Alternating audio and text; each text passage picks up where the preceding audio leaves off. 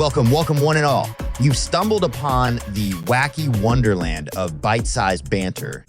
That's right, folks. Get ready for a roller coaster ride through the quirkiest corners of existence, served up with a side of humor and a sprinkle of the unexpected. I'm Flux, your guide through this whirlwind of oddities and absurdities. And I'm Quirk, the co-captain on this zany voyage.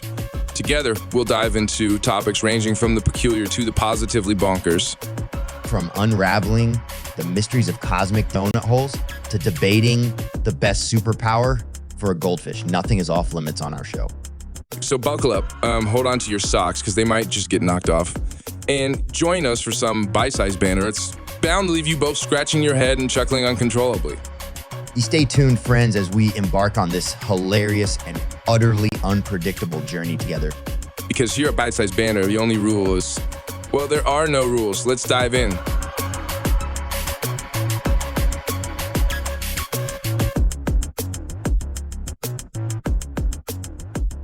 Welcome, folks, to another fantastic episode of Byte-Sized Banter. I'm your host, Flux, and joining me, as always, is the man with the plan, Quirk. Hey, what's up, everyone? Are you ready for some wild and wacky banter today, Flux? Absolutely, Quirk. Today's episode is going to be gnome-tastic. We're diving deep into the world of those pint-sized, pointy hat-wearing creatures that invade our gardens. Yes, you guessed it, garden gnomes. Those elusive little fellows. They've got a whole world hiding behind those bushy beards and rosy cheeks. Exactly. I mean, have you ever stopped to think about the secret lives these gnomes lead? I bet they've got some epic tales to tell. Oh, for sure. It's like they're the silent guardians of our gardens, but what do they do when no one's looking? Are they plotting world domination or throwing gnome-sized parties? I think it's high time we shed some light on these mysterious mischief makers. Let's start at the very beginning. Do you know when these gnomes first popped up, Quirk? Well, buckle up, Flux, because here comes a history lesson. Garden the gnomes made their first appearance in the 19th century in Germany. Back then, they were serious business, supposedly protecting the garden, bringing good luck. The OG garden protectors. But things got pretty wild once they started spreading across Europe, huh? You got that right. These little dudes went on a gnome invasion, showing up in gardens left and right. Some folks even believe they were bringing wealth and good fortune. Gnomes bringing wealth? I guess we missed the memo on that one, man. Yeah, talk about not getting the invite to the gnome party, but hey, you know what's crazier, dude? The myths and legends surrounding these guys. Oh, do tell, Quirk. I'm all ears. Legend has it that gnomes have these underground cities living like tiny kings beneath our lawns. And get this, they're supposedly experts in mining precious stones. I mean, who knew our gardens were sitting atop gnome treasure troves? Wow, hidden gemstones under our noses this whole time. Maybe we should start digging for our own gnome gold. Hey, don't give our listeners any crazy ideas, Flux.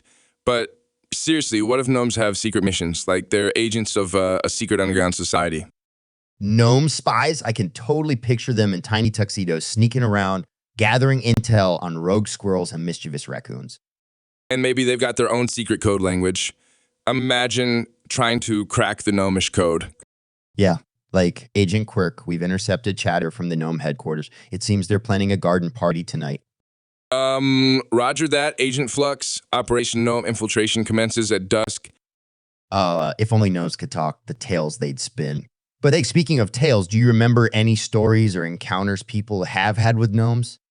Oh, definitely. We asked our listeners to share their wildest gnome encounters, and boy, did they deliver. One person claimed they woke up to find gnomes doing the Macarena in their backyard. Gnomes doing the Macarena? That's a dance party I'd pay to see. And get this, another listener swore a garden gnome rearranged the flowers into smiley faces overnight. That's some next level gardening skills. Those gnomes are certainly up in their game. Absolutely. It's like they're trying to communicate with us in their own mysterious ways. I wonder if gnomes ever get bored of the same old garden routine. Maybe they take vacations to other gardens, for a change of scenery. Gnome tourism. I can see it now, dude. Gnomes swapping stories about the most exotic gardens they visited. I bet they're all like, you won't believe the hydrangeas in the Johnson's garden. Absolutely breathtaking. Yeah, and you should have seen the roses in Mrs. Thompson's garden. Red, pink, and yellow. Talk about a color explosion. These gnomes might have a more exciting social life than we do, Quirk. Ain't that the truth? But hey, speaking of social, we asked our listeners to share their thoughts on garden gnomes, and we've got some quirky responses. the wit and wisdom of our audience. What do they have to say about these cheeky little garden guardians? Well, one listener said gnomes are like the original home security system. Move over alarms and cameras. Gnomes, protecting your petunias and patrolling your pansies. And here's a good one, dude. A listener thinks gnomes are actually aliens in disguise, studying human behavior from our gardens. Now that's an out of this world theory. Maybe we should start leaving out mini welcome mats for our gnome overlords. Operation Gnome Diplomacy, initiate.